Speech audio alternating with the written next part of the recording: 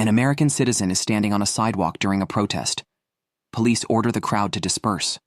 Someone refuses to move quickly enough. Within seconds, officers deploy pepper spray. Another officer fires a rubber bullet. Someone else is struck by a taser. No one dies. No firearm is used. No traditional weapon is drawn. Yet within weeks, federal courts may be debating whether that moment violated the U.S. Constitution. Here's the surprising legal reality. In the United States, the Constitution does not only regulate deadly force, it also governs non-lethal weapons, tools like tasers, pepper spray, beanbag rounds, and rubber bullets. And the courts treat their use not as a policy choice, but as a constitutional question under the Fourth Amendment. So here's the question I want you to think about before we dive in. If a weapon is designed specifically not to kill, should the Constitution treat it as a serious use of force at all? Let me know what you think in the comments, because once you begin examining the law, you realize something fascinating. The constitutional analysis of non-lethal weapons sits at the intersection of three powerful legal principles: the Fourth Amendment's protection against unreasonable seizures, the 14th Amendment's guarantee of due process, and, in some contexts, the Second Amendment's protection of arms. And understanding how those principles interact tells us a great deal about how American law balances public safety, police authority, and individual liberty. To understand where the law stands today, we need to go back to the constitutional starting point. The Constitution itself does not mention tasers, pepper spray, or rubber bullets. In fact, it does not even mention police use of force. Instead, the key provision is the Fourth Amendment, which protects people against unreasonable searches and seizures. That phrase, unreasonable seizures, turned out to be the gateway through which courts analyze police force. When a police officer physically restrains someone, arrests them, or uses force to control them, the Supreme Court has repeatedly held that this counts as a seizure under the Fourth Amendment. But that legal framework did not fully develop until the late 20th century. For much of American history, use of force questions were addressed mainly through state tort law, lawsuits for assault, battery, or wrongful death. The Constitution was not always the primary lens. That began to change in the 1960s and 1970s when civil rights litigation increasingly used 42 U.S.C. Paragraph 1983, a federal statute that allows individuals to sue government officials for violating constitutional rights. These lawsuits forced federal courts to answer a fundamental question. When police use force, how do we determine whether it violates the Constitution? The Supreme Court confronted this issue directly in one of the most important policing cases ever decided, Graham v. Garner, 1989.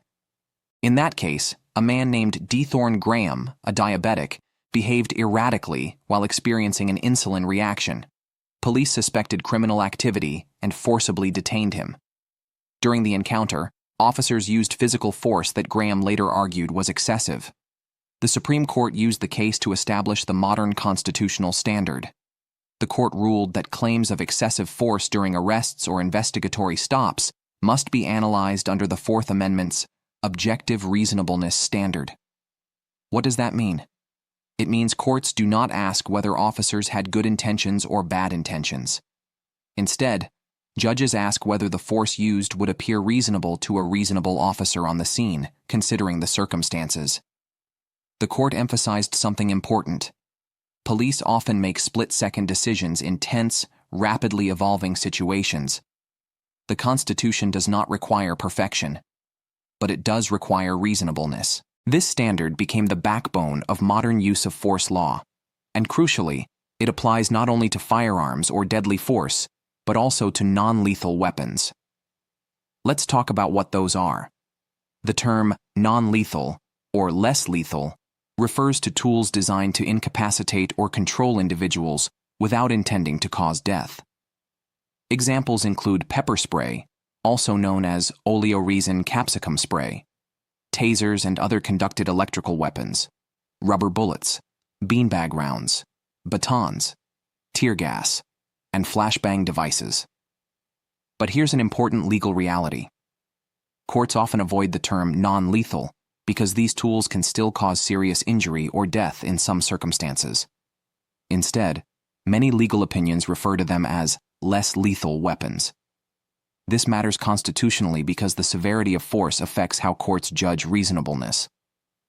The Supreme Court provided another crucial piece of the puzzle in Tennessee v. Garner, 1985, a case dealing with deadly force. In Garner, police shot and killed a fleeing suspect who appeared unarmed. The court ruled that deadly force cannot be used against a fleeing suspect unless the officer has probable cause to believe the suspect poses a significant threat of death or serious physical harm. Although Garner focused on firearms, its logic helped shape how courts evaluate levels of force. Judges now frequently analyze police force on a spectrum. At one end is minimal physical contact. At the other end is deadly force. Non-lethal weapons fall somewhere in between. But where exactly they fall depends on the circumstances. Let's take tasers as an example. Federal appellate courts have repeatedly addressed taser use under the Fourth Amendment. One widely cited case is Bryan v. McPherson, decided by the U.S. Court of Appeals for the Ninth Circuit in 2010. In that case, police stopped a motorist who was acting erratically. An officer deployed a taser in dart mode, which sends electrical probes into the body and delivers a high-voltage shock. The court described the experience as extremely painful and incapacitating.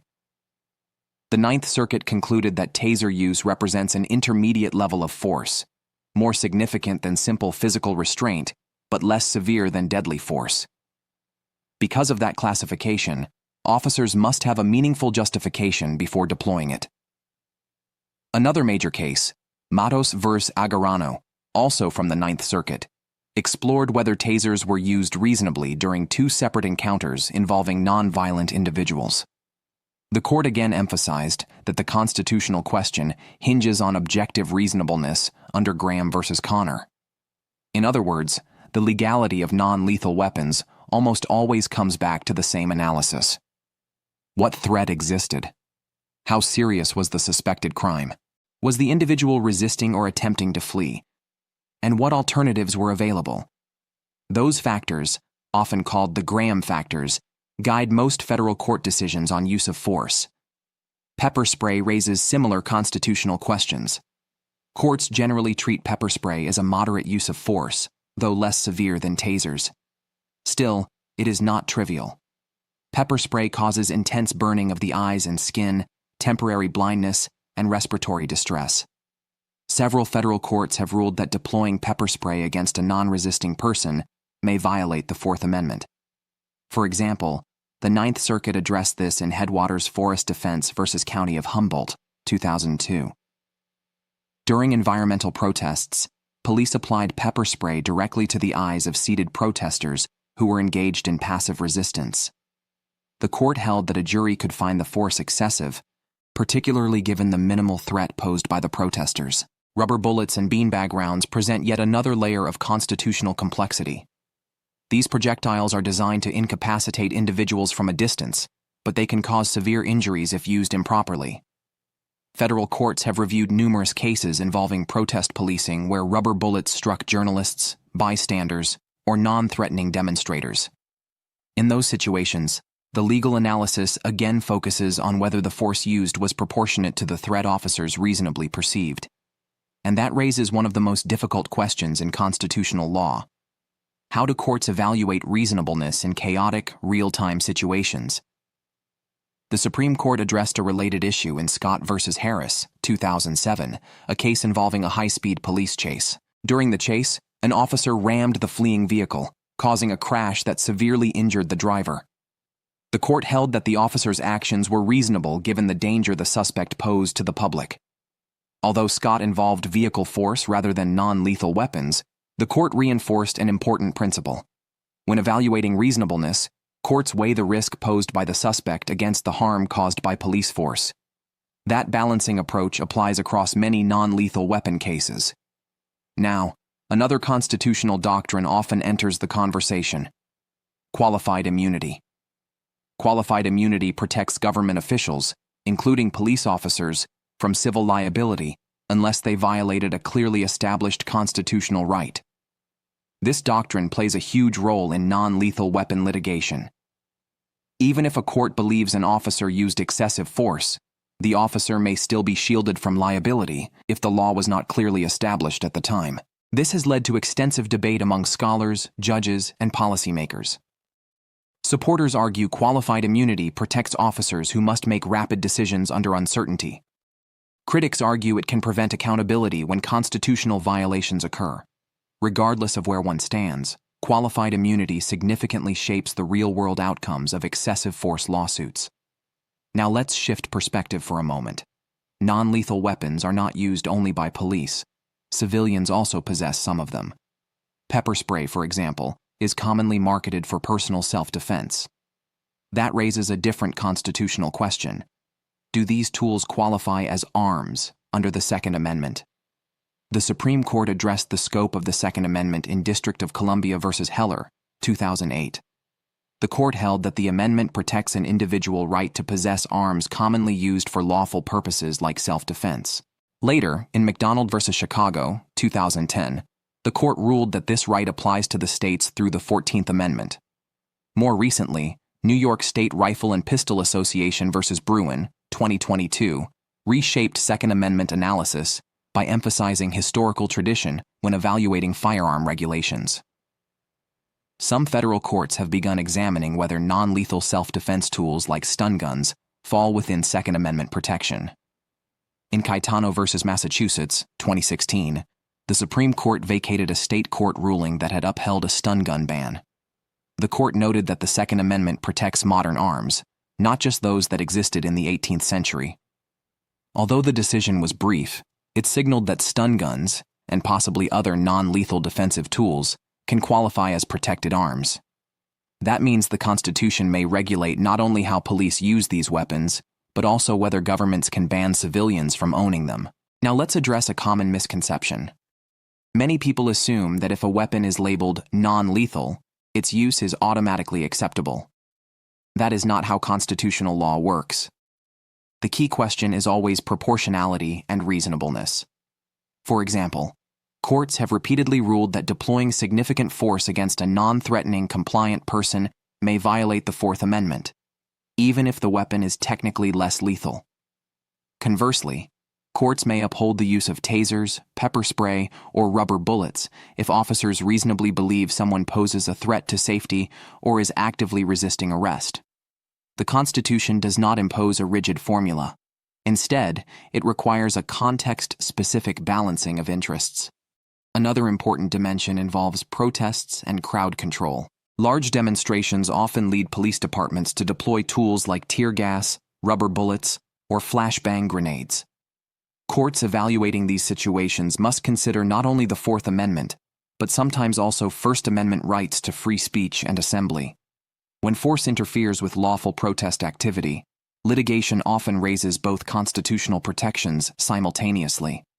Federal courts have issued injunctions and rulings in several such cases, especially following major demonstrations in recent years. But it's important to remember something fundamental about constitutional law. Outcomes depend heavily on facts. Small differences in circumstances, whether a person was resisting, whether officers issued warnings, whether a threat existed, can completely change the legal analysis. That's why courts emphasize that the reasonableness inquiry must consider the perspective of an officer on the scene, not the clarity of hindsight. At this point, it's worth asking another question. If non-lethal weapons are meant to reduce fatalities, should the law encourage their broader use, or should courts scrutinize them just as strictly as firearms? I'm curious where you stand on that. Share your perspective in the comments, because this debate reflects a deeper tension within constitutional law. On one hand, less lethal tools can give officers alternatives to deadly force. On the other hand, their availability might lead to more frequent uses of force in situations that previously would have involved negotiation or de-escalation. Legal scholars sometimes call this the force substitution debate. The Constitution does not explicitly resolve that policy question. Instead, it provides a framework, reasonableness, proportionality, and protection of individual rights, within which courts evaluate specific incidents. As technology evolves, these questions will likely become even more complex. Police departments are experimenting with new devices such as directed energy tools, acoustic crowd control devices, and advanced electrical incapacitation systems. Each new technology raises the same constitutional inquiry. Does its use represent a reasonable response under the Fourth Amendment? Courts will continue applying the principles established in cases like Graham v. Conner, Tennessee v. Garner, and Scott v. Harris to answer that question. So where does all of this leave us? There are three key takeaways every citizen should understand. First, the Constitution regulates all significant police force, not just deadly force. Non-lethal weapons are subject to the Fourth Amendment's requirement of objective reasonableness. Second, courts evaluate these situations through context.